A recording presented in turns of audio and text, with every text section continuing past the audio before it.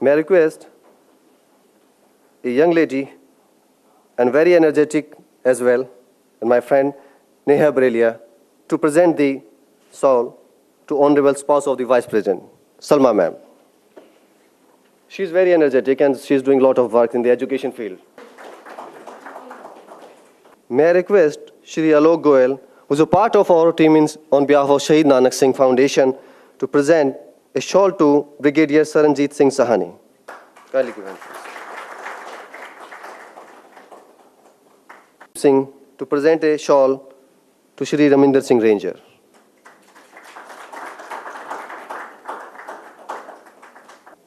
Now, may I request Shri D.V. Arora ji to present a bouquet and shawl to Sardar Tarlochan Singh ji.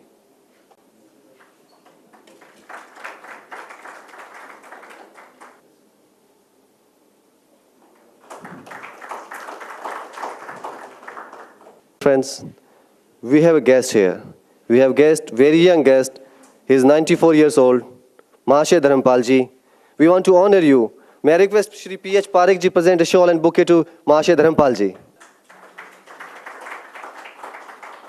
May I request Dr. Raminder Singh Ranger to present a welcome speech on behalf of Shaheed Nanak Singh Foundation. Your Excellency, Honourable Vice President of India, Shri Hamid Ansari ji, Madam Ansari ji, Sardar Tarlochan Singh ji, former MP and Brigadier Sani retired, distinguished guests, Parekh Saab, MDH Saab, and all the distinguished guests who have come here, I welcome you on behalf of Shaheed Nanak Singh Foundation. We are indebted to His Excellency for sparing valuable time out of his incredibly busy diary. This speaks a volume about a leader who makes ordinary people like me feel important. So, Your Excellency, by sparing your time and by remembering my father, who stood for the right cause at the time of partition of India, you have not only honored us, but you honored a departed soul, you honored the soul of India, which is secular and democratic. In the word of my father, he used to say, India's diversity, that means different colors, different religion, are like the color of rainbow. Its charm will diminish if one is removed.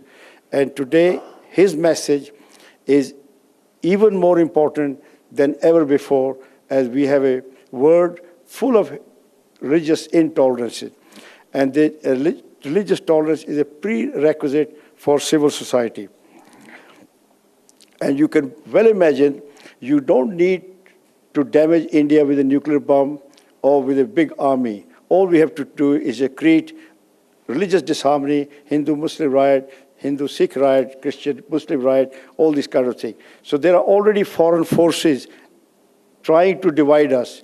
And we need a leadership like Hamid Ansari Sahib has provided to unite. A religion is a force for good. It must unite mankind, and those who divide, no religion divides us. The religion is a very good force, and in the wrong hand, we make sure that they don't preach hatred. So therefore, I appeal to all you people in your capacity, the strength of India, we are all strength of India, but no matter how big, small, and everything. And one person alone cannot achieve much. We need the leadership which we have been given by Madam Ansari and His Excellency, that the blessing of the government India are with us when we do the right thing for India. And therefore, the only way India can prosper and develop is unity. My father used to say, at that time the leader, that you got to be careful. The British ruled us with a policy of divide and rule. Now they're trying to divide and run. He was able to convince Master Tara Singh, because he was very close to Master, that India is not like a property which can be divided among brothers. It is a mother. Anybody who will break their mother will never live in peace. You can see across the border, in 1947, two countries were created. One to promote people on the basis of religion, and the other one to promote people regardless of religion. And you can see India is now a positive force, respected the world over, and Indians, wherever they go, we are respected because we are a product of a secular country where we are taught to read merit rather than race or religion. People who use religion, race, I even tell my own Sikh community, my friends, some misguided people, that Guru Gobind Singh never proclaimed a kingdom for himself. Why should you, some of you need one? Are you greater visionary than the Guru Gobind? And my message to them is simple. If you follow the teaching of Gurus, you'll be respected. If you follow the teaching of self-proclaimed leaders, you'll be shunned. You're not only shunned by the world, you'll be shunned by your own community as well. So therefore, ladies and gentlemen, I appeal to you that my father's message must go to every corner of India, that you must be Indian first and foremost. Then you can follow any religion for your peace of mind. Like we have a house, different kind of house, different kind of car, food, clothes. That is my personal choice. But we must never, ever allow our love for India to be divided by anything, because together we are a great force, together we are progressing and we are marching ahead. There are forces across the border, everywhere. They know that the only way we can halt the progress and to damage India's reputation in the international world is to create. And they pick up these horrible news, which we are having the lynch mob. That is totally un-Indian. Those who are using religion to hate another Indian, they have no place in this country. In other words, what I say, the prejudice of any kind has no place in India. We're all Indian. We were all born here. Our mother is India. We're all children. Maybe we look different. Maybe we wear different clothes, whatever. But deep down, our soul is India. In the progress of India, I remember 45 years ago when I went to UK, we were not respected because India was struggling. Today, we are respected. A, because the India is progressing. B, the Indians who have gone there have proved themselves. So therefore, we are interlinked. Mother and child is interlinked. Now with the Modiji's, the global diplomacy, he has brought a new strength in the Indian diaspora. कोई माँ अपने बच्चों को गुआ के कभी खुश नहीं हो सकती. And all the children of India, wherever they live, whether they live in America, Canada, wherever they live, their codes are linked, their roots are here, and we cannot leave India no matter what. We left because of economic problem, but our heart will always beat with the beating of India's heart. So ladies and gentlemen, I won't take too much time, but all I can say is I am indebted to His Excellency for his very valuable time, and this is the type of leader we need, who go out of the way to encourage people, empower people, and today I feel empowered, and I feel new energy in me that I'll be coming here every year. I will do this message of unity. The color of rainbow will go from each corner. 5-6 years ago, we set up a chair in Punjabi University, Patiala, with Guru Tegh Bahadur's foundation. And the message was, we got to go up and down the country in university. We have to build nation-building courses, that we must instill Indian values in each student so that we remain a very powerful, united force, and we are very fortunate. We are respected wherever we go. Today, I can keep my head high and I say I'm Indian. Yes, that is a great, great honor for me to belong to a country which has caused no problem to anybody. We have never gone to conquer any country. We are force for good, force for peace. So ladies and gentlemen, on this note, I thank you, His Excellency, and I thank the Madam. Madam is another great force who is doing so much charitable work, Al-Noor Foundation. I'm privileged to know that a person of her stature, she doesn't have to do, but to have a passion for poor people, they are educating poor people, and I'm an example of that help, timely help. When we lost my father, we lost our ancestor home and country, people like you who were well off supported us. And today I'm here, who has been honored by Her Majesty the Queen on 8 occasions, more than an Englishman. I've connected Britain through trade to 130 countries. That just shows one Indian, a poor guy, getting a help at the right time can be a star. We got to turn liabilities into asset. You all people are given. Giving is always good.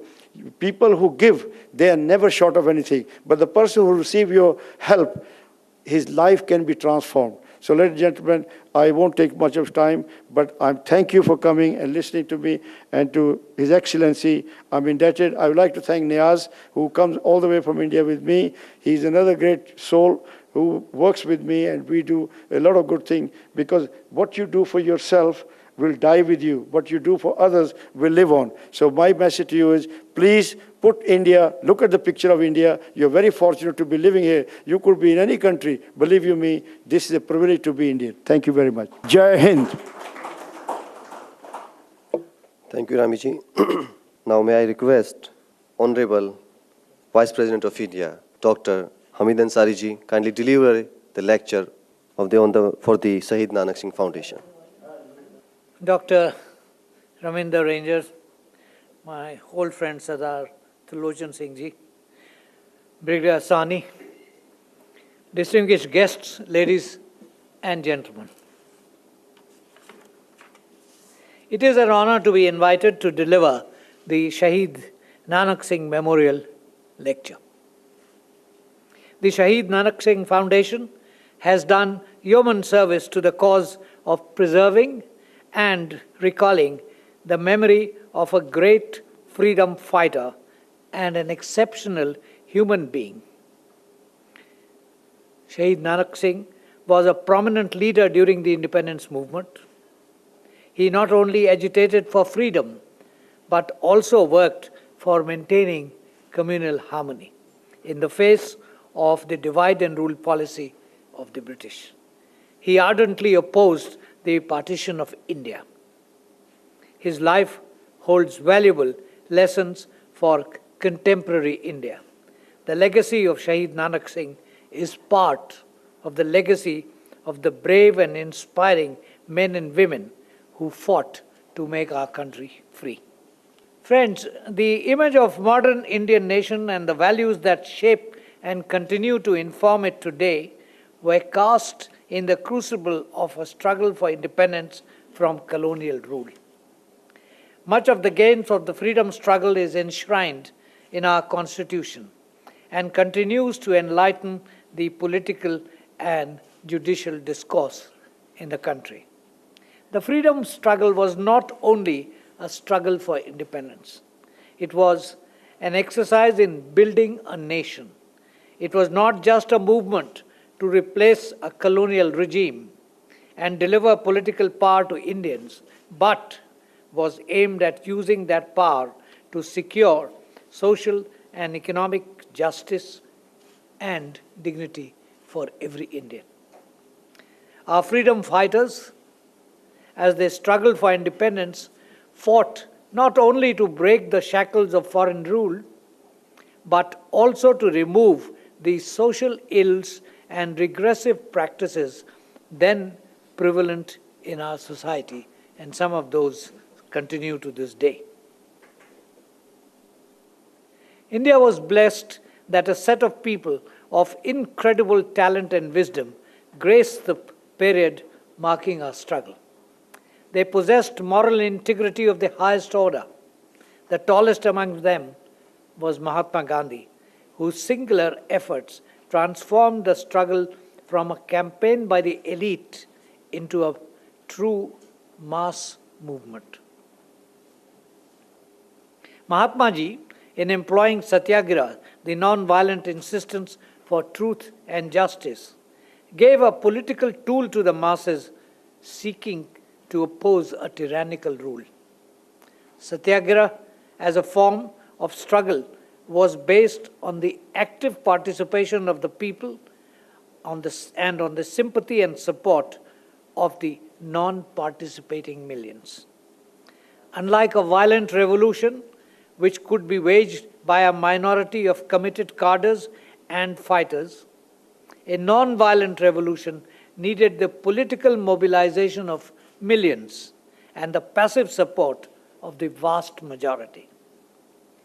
He was the moral and ethical custodian of the movement, and a grateful nation rallied to his call, bequeathing on him the honorific title of Father of the Nation.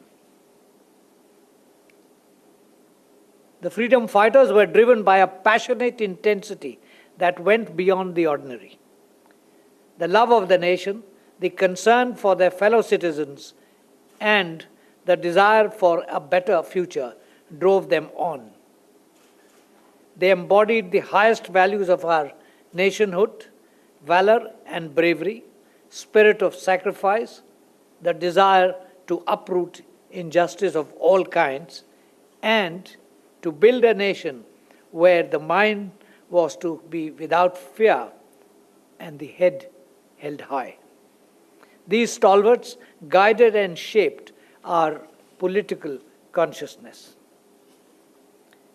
Leaders like Lala Lajpat Rai or Bhagat Singh knew that tyranny and brutality of the oppressed will drive more and more Indians against the British. They understood that each shot that hit them would be a nail in the coffin of the British rule in India. The personal integrity and bravery of freedom fighters inspired millions to rise up to the cause of national freedom. They faced suffering and pain, knowing that it would inspire millions to their cause. Innumerable ordinary Indians jumped into the national churning, often making great personal sacrifices at the altar of national freedom. Many of such contributors to the cause of our freedom remain unheralded and obscure. Yet, their efforts are no less important than those of the better-known personalities. These ranks and file of our freedom fighters were the backbone of the mass movement that carried India to its independence. These stories are embedded in our collective consciousness. Many of our public spaces were named after them. For years, they have inspired our books, music, theatre, and films. Even today, 70 years after they won our independence, India's freedom fighters continue to inspire us. Their memory fills us with pride and renews our commitment to make India a better nation. Ladies and gentlemen, the most enduring legacy of our freedom struggle is our liberty. We are, as a people, free to choose our own destiny. We are our own sovereign. Yet, this freedom is not abstract. The legacy also enjoins us the reason for this freedom.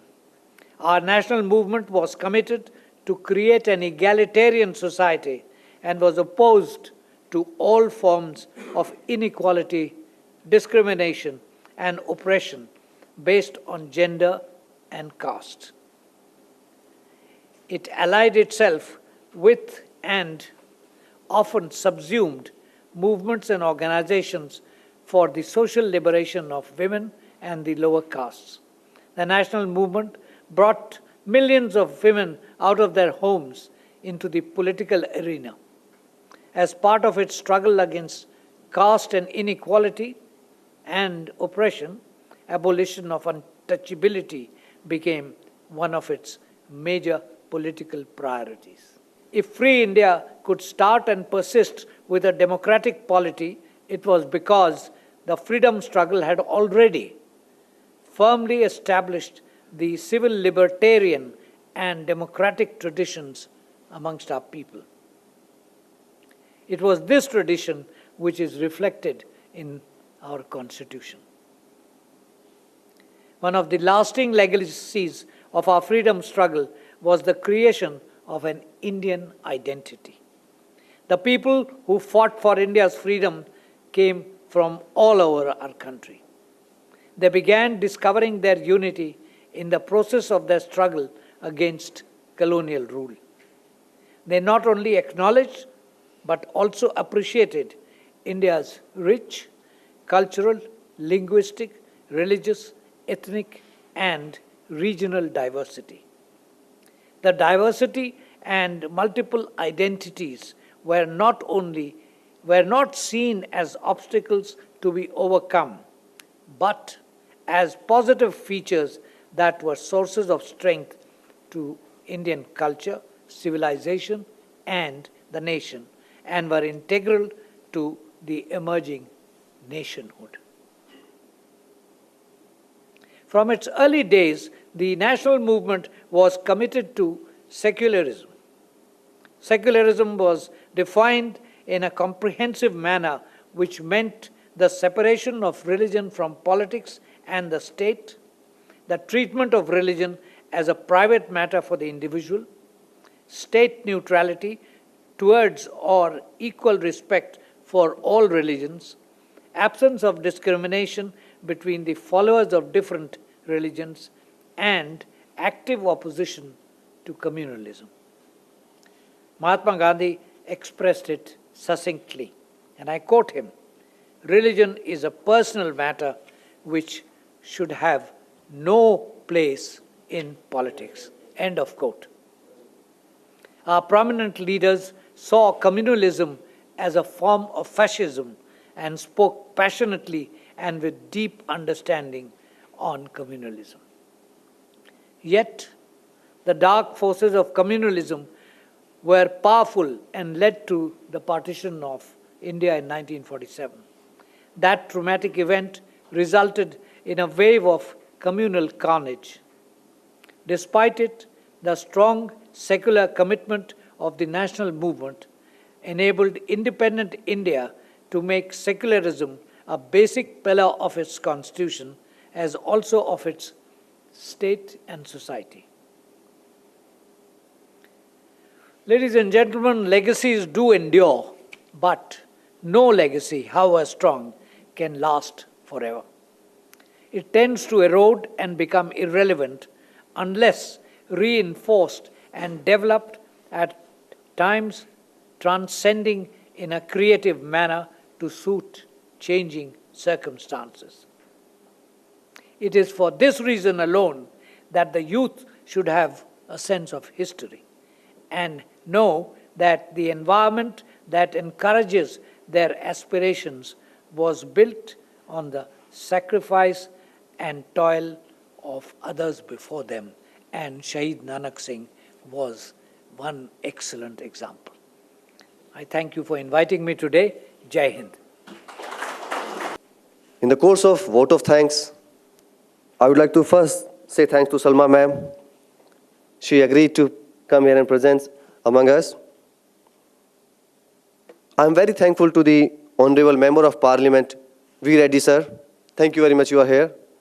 महाशय जी, आपका धन्यवाद. आप आए अपने समय निकाला. I thank you Rajkumar ji from the Action Group. You are here giving us your valuable time. Thank you Niaz, my team Alok Goyal, D.V. Arora ji, Rathod Sahab, Nipun ji, and two young guys, Anuj and Ujjwal, both are students of law here. They are sitting on back and provided all the book and shawl to everyone. Thank you. Thank you. Another I'd say, without this whole program can't be possible. The entire staff of the Vice President Secretariat. Yes. Diwan Sahab, we are very thankful to you. Hats off to you because you have always allowed our guests who we do not find in the list. Thank you very much. Diwan Sahab, thank you very much. Thank you all. Kindly join us for the high tea. Thank you very much.